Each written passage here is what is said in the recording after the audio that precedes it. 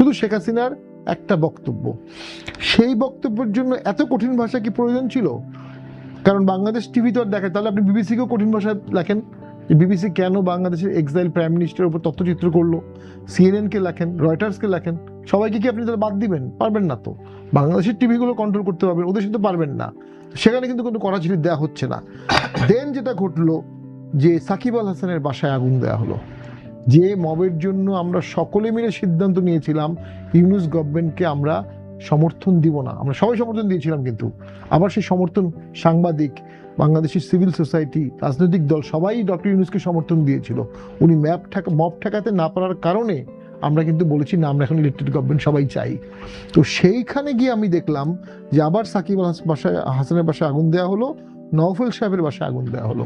তো এগুলো তো একটা ভ্যাসেল স্টেট, ব্যানানা স্টেট, একটা লক্ষ্যহীন জাহাজের মতো বাংলাদেশ চলছে। কোথায় গিয়ে ঠেকবে, কোথায় ডুববে কেউ জানে না। এবং এই ক্ষেত্রে সরকারের কোনো সুনির্দিষ্ট রূপরেখা আছে বলে তোমার মনে হচ্ছে না।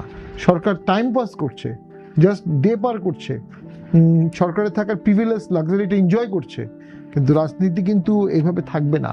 এবং রাজনীতিতে যদি এভাবে লক্ষ্যহীন বাংলাদেশ চলে এবং বিভিন্ন লক্ষ্যে একসাথে চলার চেষ্টা করে, তাহলে একটা লক্ষ্য অর্জিত হবে না।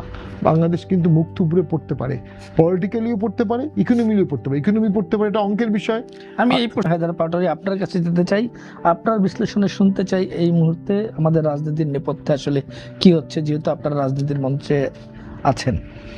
দেখুন, রাজনীতি তো আসলে বহু আগেই লক্ষ্যপথ হারিয়েছে। আর রাজনীতিবিদের হাতে আসলে নাই, কার হাতে আছে এটা বোঝাও মুশকিল। এবং আমি তো জুনিয়র রাজনীতিবিদ, আমি অনেক সিনিয়র রাজনীতিবিদকেও জিজ্ঞেস করে কোনো প্রশ্নের উত্তর পাচ্ছি না।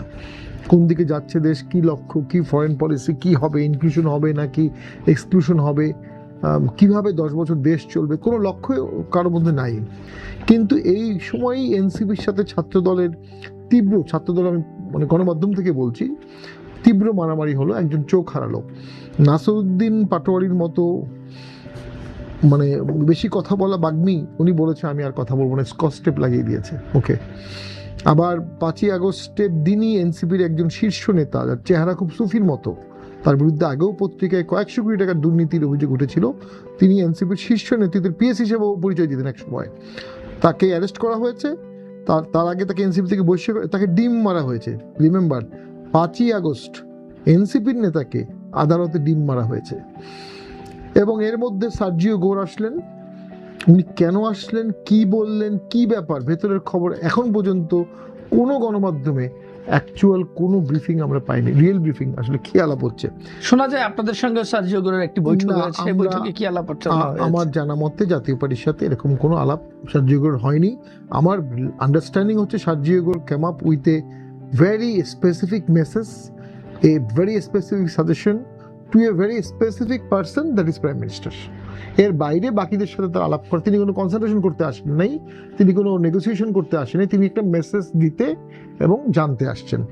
ইম্পর্টেন্ট ব্যাপার হচ্ছে উনি প্রাইম মিনিস্টারের সাথে দেখা করার আগে দেখা করেছেন বাংলাদেশের পররাষ্ট্রমন্ত্রীর সাথে, আর বাংলাদেশের পররাষ্ট্রমন্ত্রী আর প্রাইম মিনিস্টারের মাঝখানে উনি দেখা করেছেন ইন্ডিয়ান অ্যাম্বাসেডারের সাথে, হাই কমিশনারের সাথে, দীনেশ ত্রিবেদীর সাথে, এবং সেটাকে ডিনার ক্যান্সেল করে। অর্থাৎ উনি প্রাইম মিনিস্টারের সাথে কথা বলার আগে ইন্ডিয়ার ভিউ ভার্সন শুনছেন। অর্থাৎ বাংলাদেশে ইন্ডিয়া এবং ইউএসএ অলমোস্ট একই দিকে যাচ্ছে, একই পলিসিতে চলছে। হ্যাঁ, একটা সময় ছিল যে এখানে পুরোটাই ইন্ডিয়ার চোখে আমেরিকা দেখতো, এখন পুরোটা ইন্ডিয়ার চোখে দেখবে না, কিন্তু ইন্ডিয়া এবং আমেরিকা একসাথে চলবে।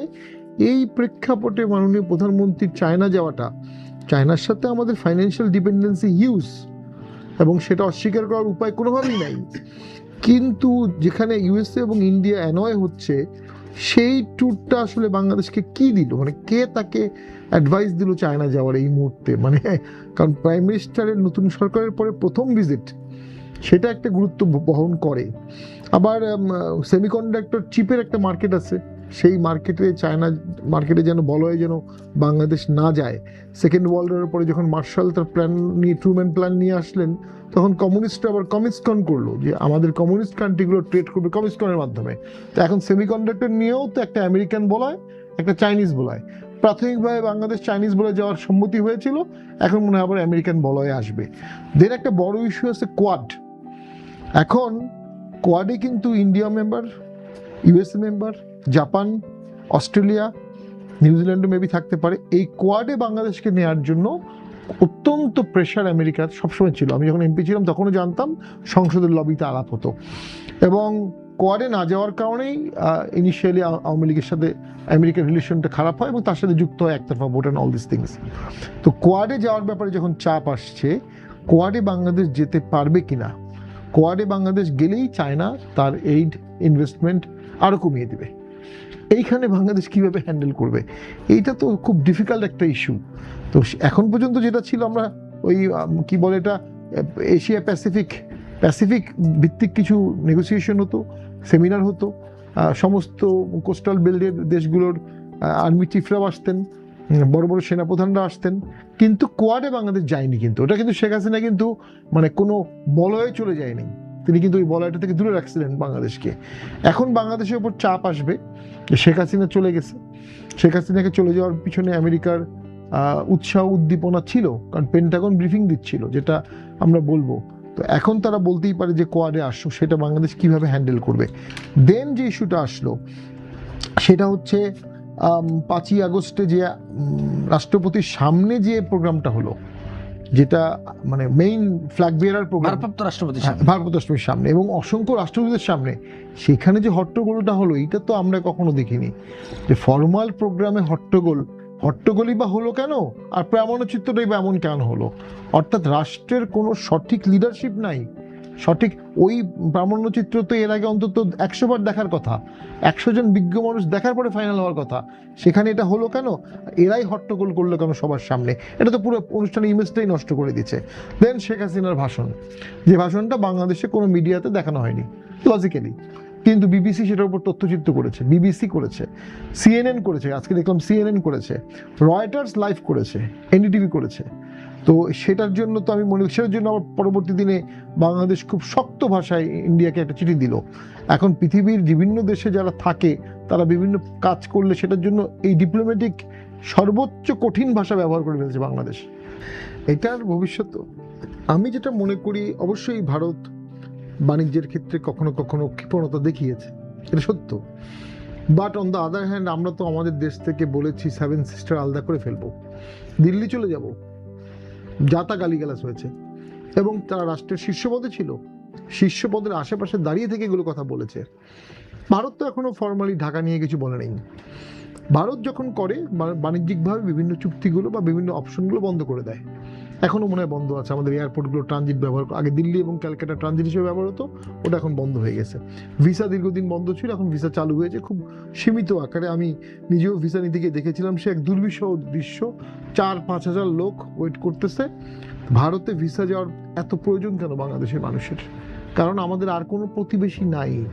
আমাদের এক পাশে ভারত, আরেক পাশে চায়না থাকলে অর্ধেক লোক ভারত যেত, অর্ধেক লোক চায়না যেত, সেটা সম্ভব না। সো ভারতের সাথে আমাদের মর্যাদাপূর্ণ বন্ধুত্বের বাইরে আর কোনো অপশন ভারতের জন্যও নাই, আমাদের জন্যও নাই। এখন আপনি যদি যুদ্ধ করতে চান, প্রভোগ করতে থাকেন, গালি দিতে থাকেন, মিছিল দিতে থাকেন, তাহলে ফ্রেন্ডশিপ হবে কিভাবে?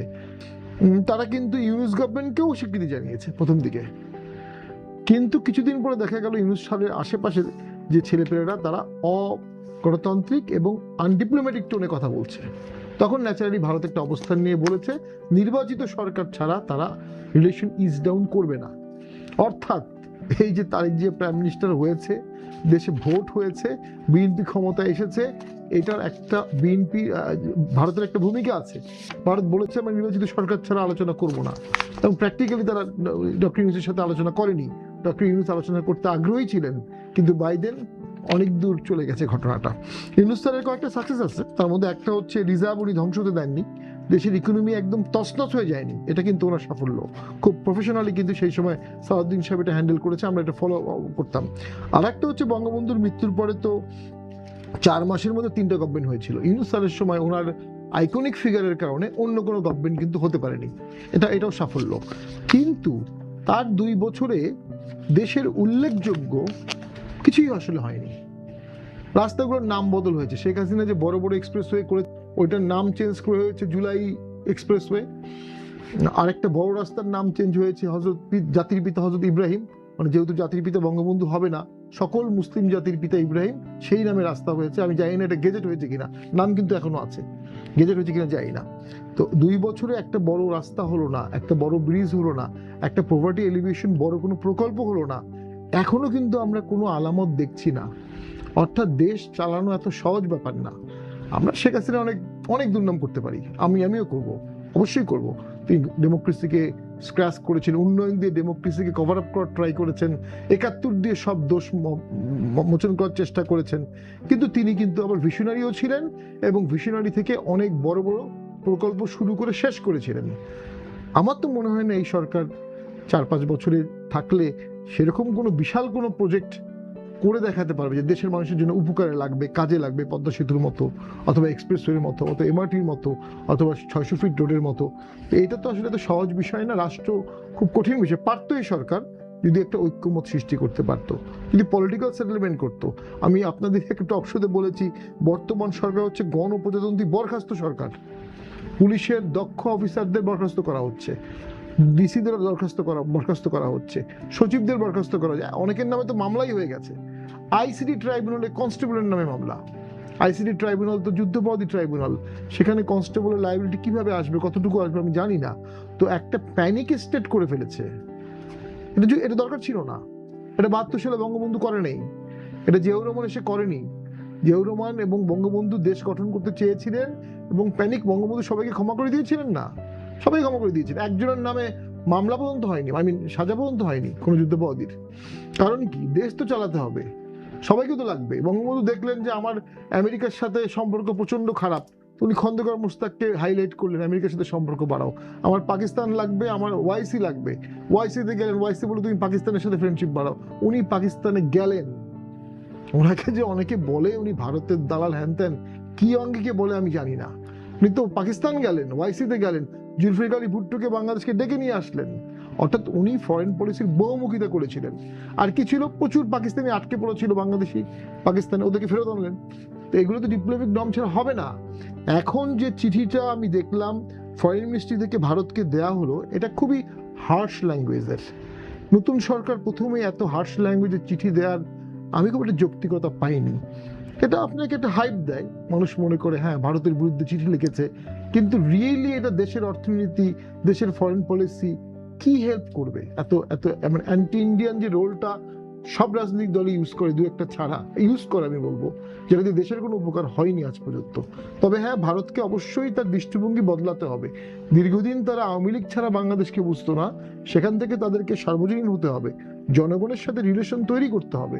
কারণ এই 18 কোটি লোকের যদি একটা দেশ টোটালি অ্যান্টি ভারত হয়ে থাকে, এটা ভারতই বা হ্যান্ডেল করবে কিভাবে? আরেকটা জিনিস আছে, আমি যেটা ভয় পাই সবসময়, যে ভারত, আমেরিকা বা অন্যান্য দেশগুলো, মুসলিম দেশে তাদের একটা কমন কার্ড আছে। যখনই এই দেশটা তাদের মতের বাইরে কাজ করে, তারা একটা টেরোরিজম কার্ড খেলে, এবং that is their defence for any pre-emptive step. সেটা মিলিটারি প্রিএমটিভ স্টেপ হতে পারে, ইকোনমিকও হতে পারে। তো সেটার ব্যাপারেও সরকারকে অনেক সতর্ক থাকতে হবে। আমি তো মনে করি ভারত এবং আমেরিকাকে ইগনোর করে কোনো সরকারই বাংলাদেশে চালানো উচিত না। অবশ্যই মর্যাদার প্রশ্নে কোনো ছাড় দেওয়ার প্রশ্ন আসে না, কিন্তু দেশের স্বার্থ দেখে ফরেন পলিসি ঠিক করতে। ফরেন পলিসি কোনো আবেগের বিষয় না, ফরেন পলিসি কোনো এই বিষয় না যে ভারত আওয়ামী লীগকে 3 বার ক্ষমতায় আনছে, আমরা ভারতের সাথে কোনো সম্পর্ক না, এটা হবে না। আপনার সম্পর্ক রাখতে হবে, চায়নাও লাগবে, ভারতও লাগবে, আমেরিকাও লাগবে, রাশিয়াও লাগবে, আপনি কোনটাকে বাদ দিবেন?